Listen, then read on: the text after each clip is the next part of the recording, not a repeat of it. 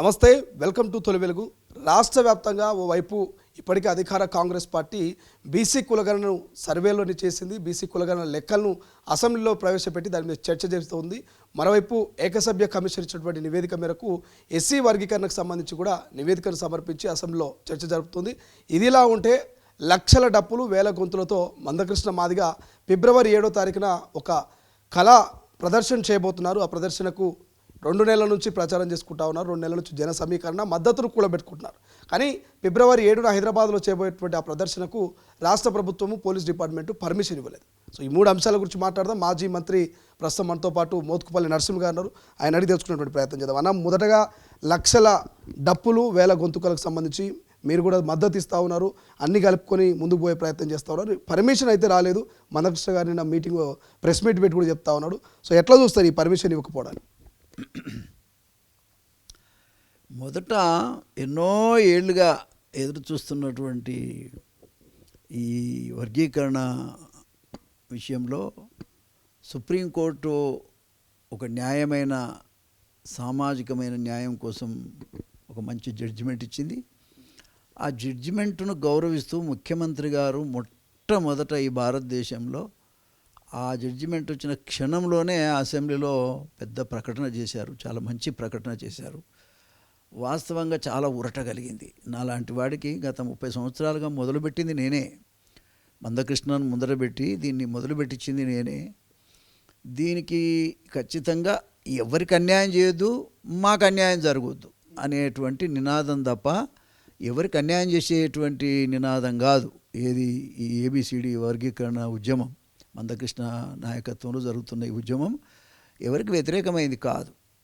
రాజకీయాలకు అతీతమైనటువంటి ఉద్యమం ఒక మాటలో చెప్పాలంటే. కానీ ఎవరు చేయలేకపోయారు. సరే, సుప్రీంకోర్టు జడ్జిమెంట్ ఇవ్వటం, ఆ జడ్జిమెంట్ను అందుకొని ముఖ్యమంత్రి గారు ప్రకటన చేయటం, అది కూడా నేను గవర్నర్ దగ్గర ఆర్డినెన్స్ ద్వారానైనా నేను ఇది అమలు చేస్తా, ఎవరు ఆపినా ఆగేది లేదు. ఇంకోటి మీరు ఒక నిమిషం, గ్రూప్ 1, గ్రూప్ 2, గ్రూప్ 3 ఇవన్నీ కూడా మరి ఏబిసిడి వర్గీకరణ కిందకే తీసుకొస్తా, తప్పకుండా ఇది అమలు చేస్తా అనే మాట వారి నోటి నుంచి రావటం అనేది చాలా సంతోషకరం. ఆ ధైర్యవంతమైనటువంటి ఆ ప్రకటనకి నేను ముగ్ధున్నైపోయాను. అందుకని మీరు చూడండి కావాలంటే, అందుకని నేనేమంటా అంటే ముఖ్యమంత్రి గారికి ఈ క్రెడిట్ పోతుంది. ఆయనకే ప్రత్యేకమైనటువంటి నేను అభినందనలు తెలియజేస్తా ఉన్నా, కృతజ్ఞతలు కూడా తెలియజేస్తాను మా జాతి తరపున, ఈ ఉద్యమం తరపున. కాబట్టి రేవంత్ రెడ్డి గారు ఏ విషయాలు ఎట్లా ఉన్నా అవన్నీ పక్కన పెడితే ఈ విషయంలో మాత్రం ఆయన ఒక చరిత్రాత్మకమైన ప్రకటన చేశాడు. చరిత్రలో ఆయన నిలిచిపోతాడు, అంతవరకు నేను చెప్పగలుగుతాను. కాబట్టి ఇవాళ దాన్ని అనుసరించి సరే 1000 గొంతులు 1,00,000 డప్పులు అనే ఒక కార్యక్రమం తీసుకోవటం, మాదిగ జనాన్ని చైతన్యవంతం చేయటం కోసం ఈ కార్యక్రమం అనేది నడుస్తూ ఉంది. అది మంచిదే కదా. అసలు ముఖ్యమంత్రి గారే స్వయంగా ఆ మీటింగ్కి వచ్చి, ఎట్లాగే రేపు అసెంబ్లీలో చేస్తానని చెప్తున్నాడు, ఆ మీటింగ్కి వచ్చి దాన్ని ఓన్ చేసుకొని ఎవ్వరు కూడా ఆయనకు వ్యతిరేకంగా మాట్లాడి అంతవరకు నేను హామీ ఇవ్వగలుగుతాను. ముఖ్యమంత్రి ఒక మాట మాత్రం పిలిచి చెప్పగలిగితే ఈ మీటింగ్ మొత్తం కూడా రేవంత్ రెడ్డి మీటింగే చేస్తాం. అది విజయోత్సవ సభ చేస్తాం ముఖ్యమంత్రి గారు తీసుకొచ్చి. బట్ ఆయన దీనికి పర్మిషన్ ఇవ్వలేదు అని అంటే కొంచెం బాధ అనిపిస్తుంది. అది నష్టమైంది. దానివల్ల ఇబ్బంది ఏముంది? రెండోది, ఎవరు ఆయన మీద వ్యతిరేకత లేరు, ఎవరైనా ఉన్నా కూడా మేము లెక్క చేయం. పలు కారణాలను చూపుతూ మేము పర్మిషన్ ఇవ్వట్లేదంటూ పోలీస్ డిపార్ట్మెంట్ చెప్పింది. ఒకటి, ఎంతమంది వస్తున్నారు అనేది ఒకటి మీరు చెప్పలేదని చెప్తా ఉన్నారు. ఇంకా రెండవ అంశం వచ్చేసి, ఏదైనా అక్కడ ఘర్షణ వాతావరణం నెలకొంటుంది, ఏదైనటువంటి అక్కడ గొడవలు జరిగేటువంటి అవకాశం ఉంటుంది, అలజడులు జరిగేటువంటి అవకాశం ఉందని చెప్తా ఉన్నారు. ఇట్లా 4-5 ట్రాఫిక్ ఇబ్బందులు కలుగుతాయని చెప్తా ఉన్నారు. పలు అంశాలను పొందుపరిచారు, పర్మిషన్ అయితే ఇవ్వనటువంటి పరిస్థితి. సో మీరు ఇక సమయం తక్కువ ఉంది కాబట్టి మీరు ఏం డిమాండ్ చేస్తున్నారు? పర్మిషన్ ఇచ్చినా ఇవ్వకుండా సభ చేయడానికి నిర్వహించడానికి సిద్ధంగా ఉన్నారా? ఇప్పుడు ఒక మాట మీరు అర్థం చేసుకోవాలి. ఎన్నడూ కూడా మాదిగల ఉద్యమము మొదలైనప్పటి నుంచి ఇప్పటివరకు ఎప్పుడన్నా ఘర్షణలు అయినాయా? ఎప్పుడు ఘర్షణ? 10 లక్షల మంది వచ్చారు, అయినా ఘర్షణ కాలే. అదే పెరడ్ గ్రౌండ్లో మీటింగ్లు పెట్టాం, ఎప్పుడు కూడా ఘర్షణ కాలే. ఇప్పుడు ఎందుకు అవుతుంది? అయినా పాజిటివ్గా ఉంది కదా ప్రభుత్వం పాజిటివ్ లేకపోతే ఘర్షణ వాతావరణం వస్తుంది. ఏమే ఇప్పుడు నువ్వు పర్మిషన్ ఇవ్వకపోతే ఘర్షణ వాతావరణం వస్తుంది. పర్మిషన్ ఇస్తుంటివి, నువ్వే దాన్ని అమలు చేస్తుంటివి. మీకు వ్యతిరేకంగా ఎట్లా మాట్లాడతాం? ఏ గొంతు మాట్లాడతా అట్లా? రేవంత్ రెడ్డికి వ్యతిరేకంగా మాదిగలలో ఉన్నటువంటి ఏ గొంతు కూడా అతనికి వ్యతిరేకంగా మాట్లాడదు. మందకృష్ణ మాట్లాడు, మోత్కుపల్లి నరసింహులు మాట్లాడు, ఉన్న ఎమ్మెల్యేలు మాట్లాడరు, ఎవరు మాట్లాడరు.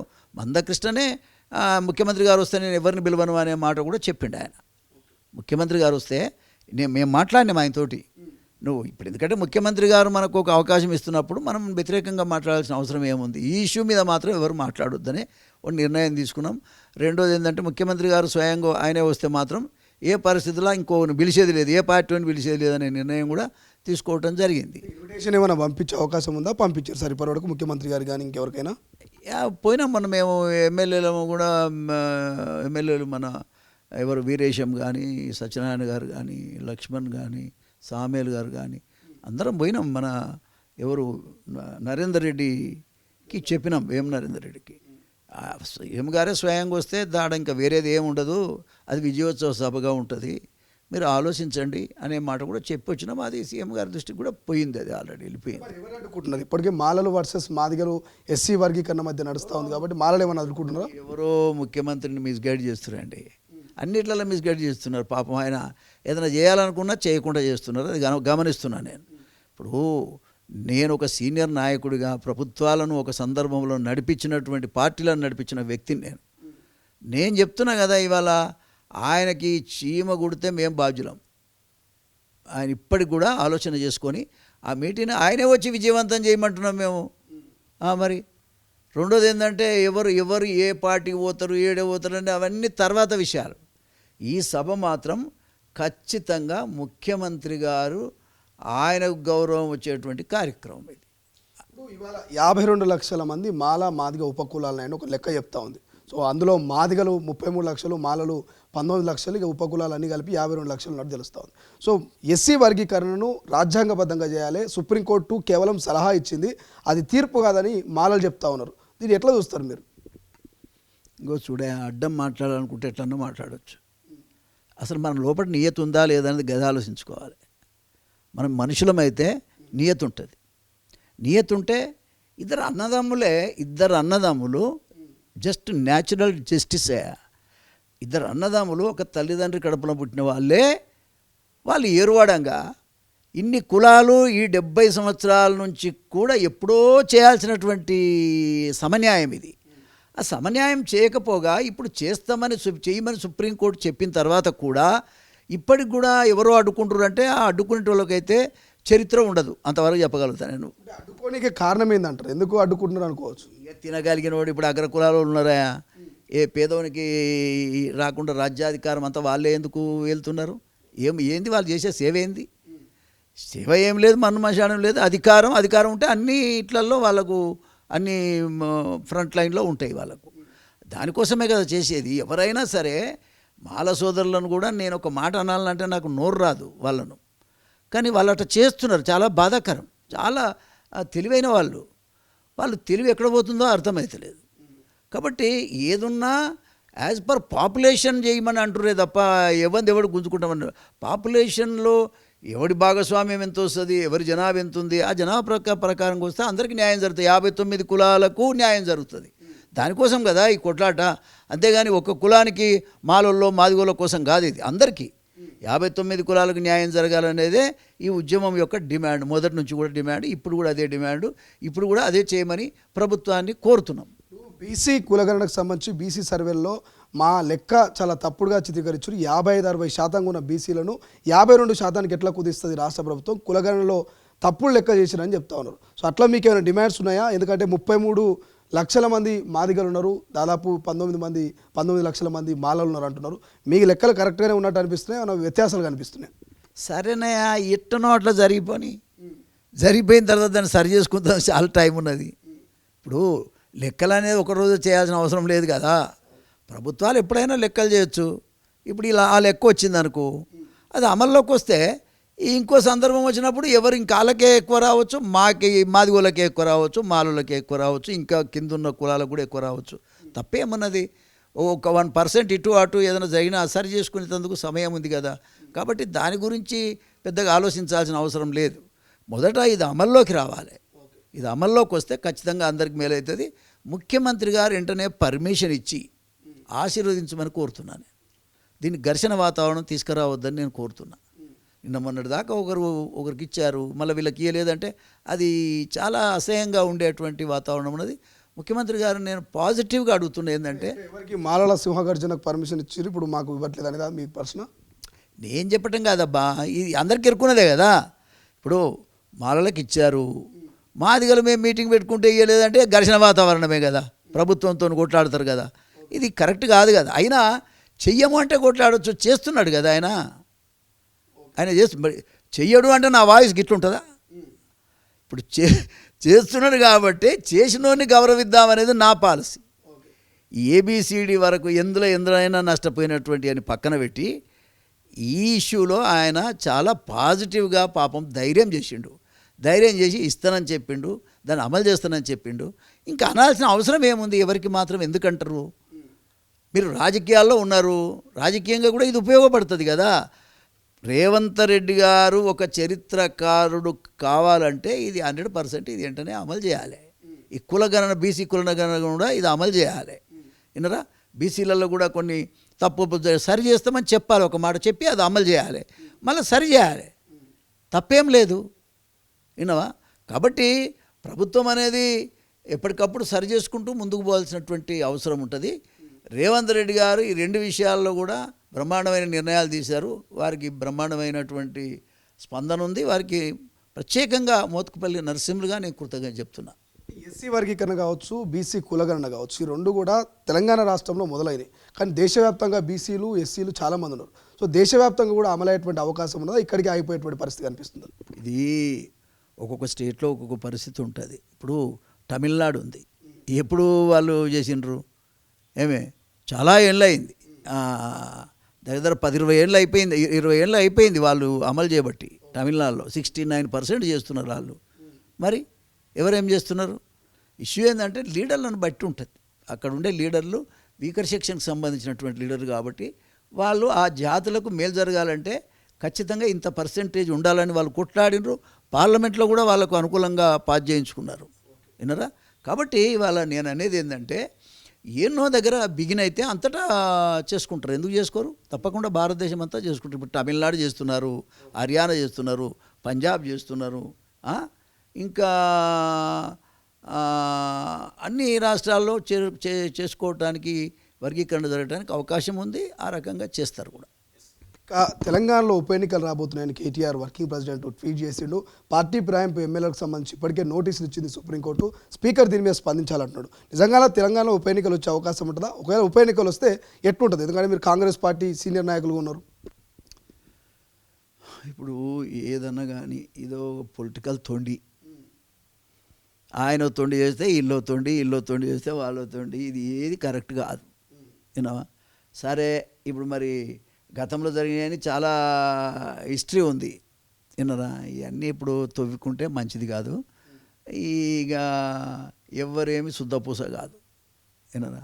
మరి ఈ విషయంలో మరి ఆ చట్టం ఏందో, ఆ గూడవేందో కానీ నిజంగా అట్లా పార్టీ మారితే అట్లా మెంబర్షిప్ పోయేటట్టు ఉంటే బాగుండు.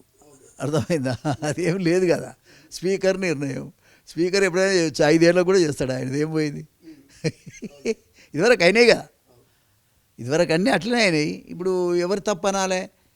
ఎవరిది తప్పు కాదు. అప్పుడు వాళ్ళు చేసిరు, ఇప్పుడు వీళ్ళు చేస్తారు. గంతే. తేడా అయితే ఏం లేదు. తేడా ఏమున్నది? ఫైనల్గా ఈ 1,00,000 డప్పులు 1000 గొంతుల ప్రోగ్రాం ఎట్లా ఉండబోతున్నది? ఎటువంటి కార్యక్రమం? దీన్ని ఒక చరిత్ర సృష్టించబోతున్నారు నిజంగా మాదిగలందరూ? ఇక లక్షల్లో వస్తారండి. లక్షల్లో వచ్చే మాట నిజం. లక్షల్లో వచ్చే మాట నిజం. చేసిన నాయకుడు ఎవరున్నా మాదిగ జాతి గుర్తుంచుకోవటం కూడా నిజం. అది రేవంత్ రెడ్డి చేసిండు కాబట్టి రేవంత్ రెడ్డి గారిని గుర్తుంచుకుంటారు ప్రజలు చేస్తే. ఇక దీంట్లో ఏమాత్రం అటు ఇటు అయినా కూడా మరి ఖచ్చితంగా రాబోయే కాలంలో పొలిటికల్గానే నష్టాలు జరుగుతాయి. మాదిగలు ఇటు వేస్తే అటు గెలుస్తుందండి. మాదిగలు పూర్తిగా కాంగ్రెస్ పార్టీకే మొన్న ఓట్లు వేశారు. మేమంతా కాంగ్రెస్ పార్టీకి వేయమని పిలిపించాం. మీకు తెలియదు ఏముంది? నేను ముందే పిలిపించాను. నేను యాజ్ ఒక దళిత్, ఒక పేరున్న నాయకుడిగా నేను పిలిపించాను నేను. కాబట్టి ఆ రకంగా మొన్న ఓట్లు వేస్తేనే గెలిచారు. ఇవాళ కూడా ఆ జాతి మొత్తం కూడా వన్ సైడెడ్ అయ్యేటువంటి అవకాశం ఉంది చేసుకుంటే. ఆ విధంగా చేసుకోవాలని మాత్రమే నేను ముఖ్యమంత్రి గారికి, కాంగ్రెస్ పార్టీకి నేను విజ్ఞప్తి చేస్తా ఉన్నా. ఒకవేళ నిజంగానే పర్మిషన్ ఇవ్వకపోయినా, లేకపోతే వర్గీకరణకు సంబంధించి ఇంకేమైనా విభేదాలు వచ్చినా, రానటువంటి పంచాయతీ ఎన్నికల్లో కావచ్చు, లోకల్ బాడీ ఎన్నికల్లో కావచ్చు, ఇది జెడ్పీటీసీ ఎంపీటీసీ ఉన్నాయి, ఇవన్నీ ఉన్నాయి, ఇంకా మున్సిపల్ ఎన్నికలు ఉన్నాయి, ఎమ్మెల్సీ ఎన్నికలు ఉన్నాయి, వీటి ఎన్నికల మీద ఎటువంటి ప్రభావం ఉండే అవకాశం ఉంటుంది? అమలు చేస్తే ఏముండదండి. ఇమ్మీడియట్గా రేపు ఇవాళ అసెంబ్లీ ఉన్నది, రేపు ఎల్లుండి కనుక చట్టం చేసేసి ప్రజలకు మెసేజ్ ఇస్తే ఏముండదు, కాంగ్రెస్ పార్టీకి మేలయ్యే అవకాశం ఉంది.